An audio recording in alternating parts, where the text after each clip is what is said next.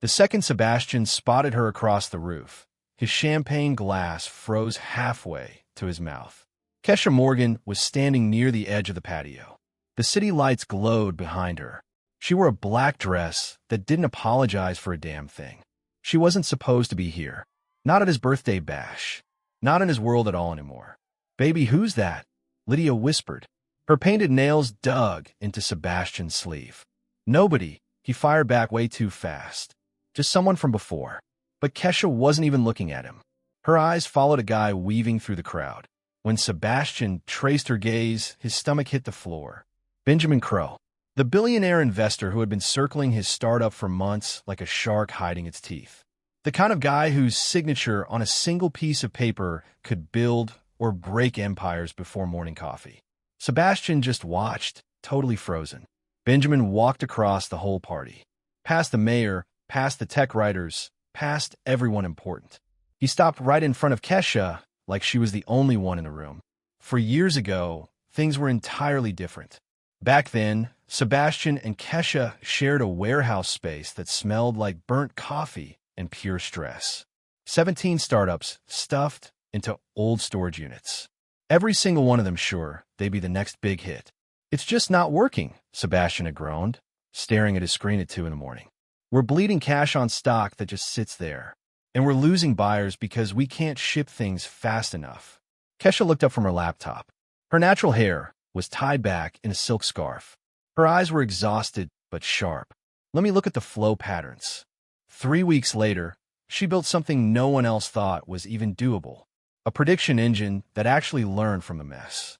It turned shipping nightmares into a smooth, easy dance. "This is amazing," Sebastian had whispered, watching the test run. "Keisha, you're an absolute genius." She just smiled. "We're a team. That's why it works." He kissed her, tasting coffee and hope and the whole life they were creating together. Their first big pitch to investors should have been their shared moment. Sebastian stood backstage.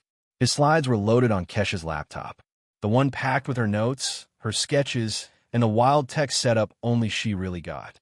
"You ready?" she asked, fixing his tie the way she always did before big meetings. "We're ready," he told her. But when the time actually came, when the stage lights flicked on and the money guys leaned forward, Sebastian walked out there by himself. "Good morning. I'm Sebastian Cole, and I'm about to show you the future of shipping." In the back row, Keisha went completely still. He pitched her system like it was his big idea, her math as his invention, her sleepless nights as his grand vision. Afterward, she waited for him out in the parking garage. "What was that in there?" "We crushed it," Sebastian beamed, tugging at his tie. He was still buzzing on adrenaline. "They want in. Big money." "Keisha, this could really be it." "Why didn't you even say my name?" "I did. I said we and our team." "You said my breakthrough. You said I created it." "Sebastian, I built that whole program." He sighed, acting like she was just being hard to deal with. "And you were a huge part of the team. But investors don't throw cash at partnerships, Keisha. They bet on one clear vision. One face. One story. That's just how the game is played. So what am I then?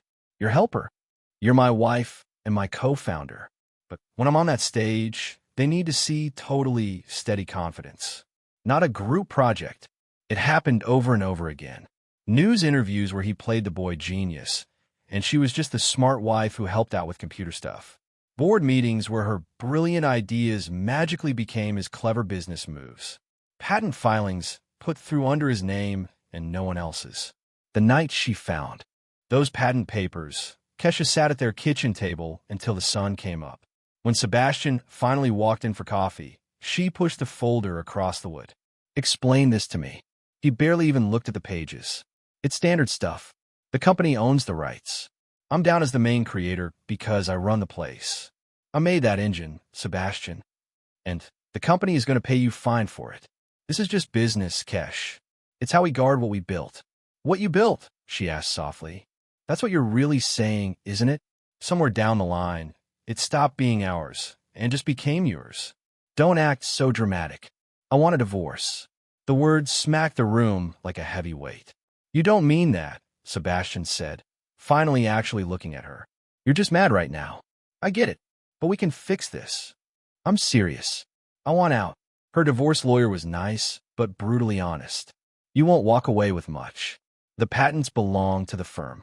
Your work is recorded, sure, but the law sees it as normal employee output. We could battle them on it, but the lawyer fees will eat whatever you'd win. Keisha signed mostly everything without even reading the fine print. But before handing it back, she slipped in one extra block of text. Deep down in Section 7, subsection C, it was written in that dense, boring legal speak that puts people to sleep. In light of the ongoing use of private tech and ideas built by K. Morgan during the marriage, a backup share of 18% will trigger if any huge money event happens. This includes, but isn't limited to, a buyout, a company shuffle, or a Series C funding round over $50 million. Sebastian's legal guy barely glanced at the page. The business was pretty much worthless back then anyway. It was losing money fast, running on nothing but fumes and prayers. They signed it. Keisha walked away with her pride and a hidden rule no one thought would ever see the light of day. Now, standing on this roof 4 years later, she watched Benjamin Crowe walk up to her. He had the kind of smile that knew exactly the price tag on every single thing. "Ms. Morgan," he called out. His voice cut right through the party music and chatter. "I've been really looking forward to meeting you." Behind them, Sebastian's party kept going, totally clueless. But Sebastian himself went dead still. He watched them like a guy who just watched his whole life fall apart. And he didn't even know yet. He had zero clue what was about to hit him. If you want to see how this messes him up, stick around. Because what went down next changed the whole game. Benjamin Crowe didn't just shake Keisha's hand. He held it. He flipped it over and looked at her fingers like he was reading a book written in old ink and rough skin. "So these are the hands that built the adaptive flow engine," he murmured. "I'd know the design style anywhere." Keisha tilted her head. "Most people don't look that close. Most people are fools." He let go of her hand. "I just spent 6 months trying to guess how coal logistics maps out market shifts that shouldn't make sense. The math was just too pretty, too smart. It really didn't match Sebastian's brain at all. But now I get it." Benjamin's smile grew a sharp edge. "I dug up the first draft files. Your name was stamped all over the code before someone did a really messy job wiping it out." Across the patio, Sebastian had ditched Lydia and was heading straight for them. He forced his face into a calm, fake-friendly business mask. "I also bumped into something else," Benjamin went on, dropping his voice. "A neat little line in your divorce papers. Well, I think you've been waiting very quietly for someone to activate." Keisha's face stayed blank, but a tiny spark flashed in her eyes. "And did you? 3 days ago. A Series C round for $65 million. The ink dries tomorrow. Mr. Crowe." Sebastian suddenly walked up with his hand out, wearing a bright, forced grin. "I had no clue you were coming tonight. What a great surprise." Benjamin totally ignored the hand. "I flew out to meet your ex-wife. I make it a habit to spot the real brains in any company." The smile on Sebastian's face cracked. "Excuse me. Don't worry about it. It's a common mistake. People confuse the packaging with the actual product." Benjamin turned back to Keisha. "I brought something I'd love to show you. Would you walk inside with me for a second?" "Keisha," Sebastian snapped quickly. Then he caught his tone and went softer. "I didn't even know you were dropping by. How are you holding up?" She finally looked at him for the first time all night. "Busy. You?" "Good. Doing great. The business is really flying. He shot a nervous look at Benjamin. "We're in the middle of some really thrilling projects." "So I hear." Keisha's voice was completely flat. "We need to catch up," Sebastian pushed. "Grab a coffee soon. I'd love to share where we've taken the software." "My software." Keisha corrected him smoothly. "Let's be exact, Sebastian. Seeing as we're all friends here." The party music felt like it faded out. A few people nearby stopped talking. Sebastian chuckled, but the sound was brittle like stepping on glass. "Of course. You were super key in the early building phase. I've always told people." "No," Benjamin cut in. "You never told anyone. And frankly, that's the whole issue." Lydia popped up next to Sebastian's arm, looking super lost. "Baby, what's happening?" "Nothing, honey. Just shop talk." Sebastian's jaw clenched hard. "Keisha, can we chat in private?" "Why?" Keisha asked. "We signed the sheets. Every single thing that needed saying got said 4 years back. That's not. Sebastian bit his tongue. Look, I know we ended rough. I know I messed up a bit. But whatever Benjamin is filling your head with, he hasn't said a word I didn't already know. Keisha shot back. I wrote the script, Sebastian. Every math model. Every single line that made your startup worth throwing cash at. I know perfectly well what it costs because I built the damn thing. The roof was dead quiet now. Guests were turning around, sniffing out the drama. Sebastian dropped his voice to a desperate hiss. Can we please not do this out here? Do what? Keisha stayed completely cool. Look at reality. I gave you nods in private, in the little footnotes. In ways that didn't matter, she finished. Keisha took a step closer. You took my brains and my name, and you built a whole kingdom right on top of it. And when even that wasn't enough, you scrubbed me out of the story completely. That is not fair. The brand needed a clean story. The brand needed my engine. All the rest was just a stage play. Benjamin tapped his expensive watch. We better head inside. The big announcement is starting. What announcement? Sebastian's voice cracked a tiny bit. You'll see. Benjamin held his arm out for Keisha. Shall we? She took it. They just walked away, leaving Sebastian planted there with his new wife gripping his sleeve. His big birthday bash was turning into something else entirely. Inside, the main hall had been quietly shifted around. A small wooden stand sat right where the huge birthday cake used to be. Bright screens flickered on along the walls. Ladies and gents, the speaker's voice boomed. If everyone could step inside, we have a quick treat from tonight's top backer, Mr. Benjamin Crowe. The guests flooded in, looking curious. Sebastian shoved his way past them, fighting to get to the front row. Benjamin leaned on the podium like he owned the building. Evening, everyone. I hate to ruin the party mood, but I really believe in fixing mistakes when I spot them. And I just found a massive one. On the giant monitors, lines of code started scrolling up. Thick, gorgeous, unmistakable math. This is the adaptive flow engine, the brain that runs Cole Logistics, the very tool that got me to drop $65 million just 3 days ago. Benjamin let it hang in the air. This tool was made by Keisha Morgan. Keisha's face popped up on the huge screens. Old shots from the messy early days. Pictures of her standing by whiteboards buried in her messy handwriting. Her fingerprints were stamped on every smart idea. Not Sebastian Cole. Not his fancy dev team. Just one woman, pulling all-nighters, fixing bugs that whole huge teams couldn't figure out. Sebastian choked out a yell. This is totally out of line. You know what's out of line? Benjamin shot back. His voice sliced the room like a sharp knife. Stealing. Intellectual stealing. Robbing someone of credit. Of their praise. Of the literal truth. He locked eyes directly with Sebastian. When I bought into Cole Logistics, I set off a trap wire in your divorce papers. A rule that sees Keisha's real work and hand her an 18% slice of the business the second a major cash drop hits. The room absolutely exploded. Sebastian's face turned ghost white. You can't do that. I already did. Benjamin smirked. The sheets are signed. The shares are moved. And bright and early tomorrow, Keisha Morgan officially becomes the second biggest owner of your firm. He stepped off the stage, walked right across the floor, and stopped squarely in front of Keisha. And he kissed her. It was short, respectful, but nobody in the room could miss what it meant.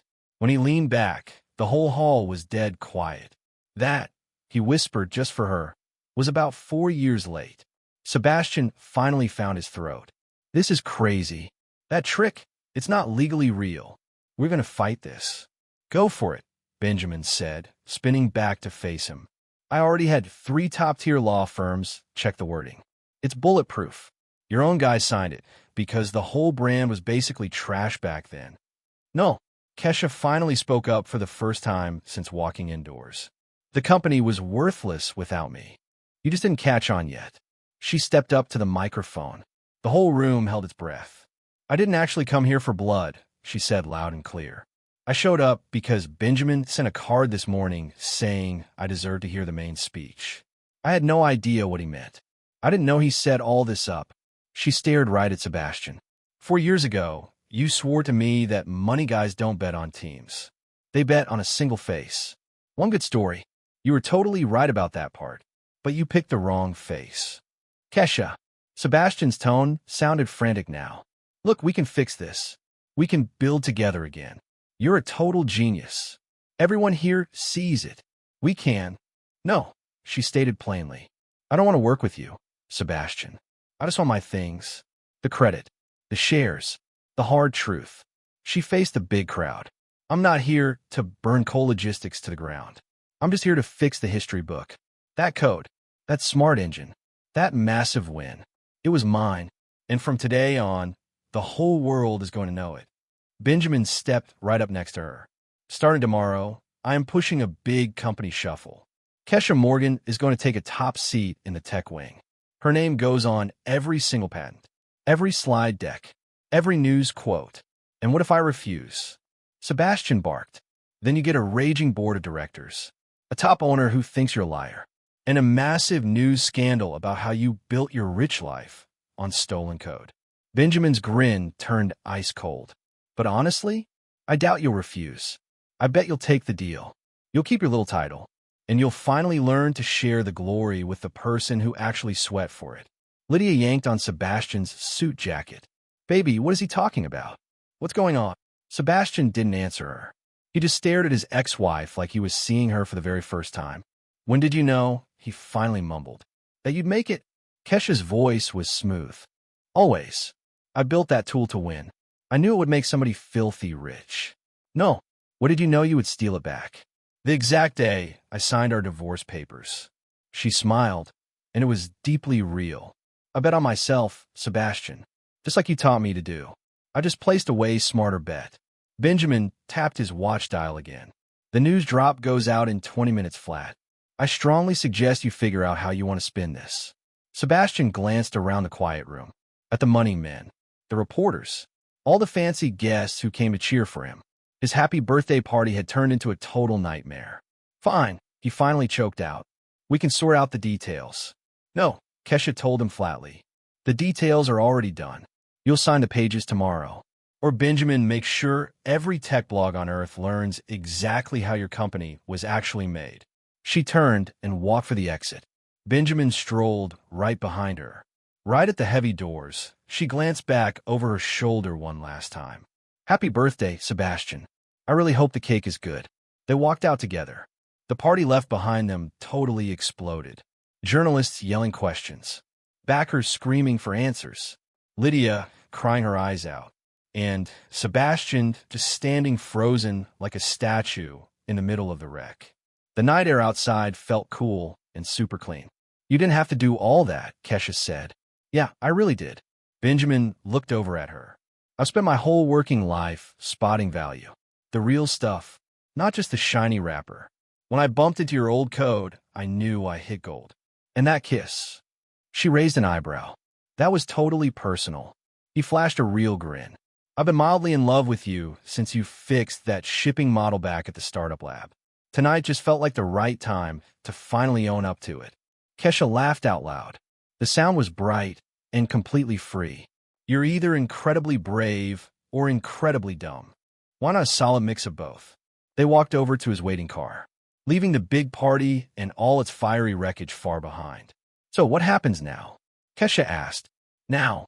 Benjamin pulled the passenger door open for her. Now you go back to doing what you do best. Building cool things. Fixing heavy problems. Shaking up the world. Only this time around, everyone is going to know your name. She slid into the leather seat. He shut the door softly. Looking through the tinted glass, she glanced up at the rooftop party. She stared at the flashing lights, the panicked crowd, and the old life she was officially done with. Then she faced forward, took a massive breath of fresh air, and smiled. It tasted exactly like winning. If this story hooked you, drop a comment below and let me know which moment hit the hardest.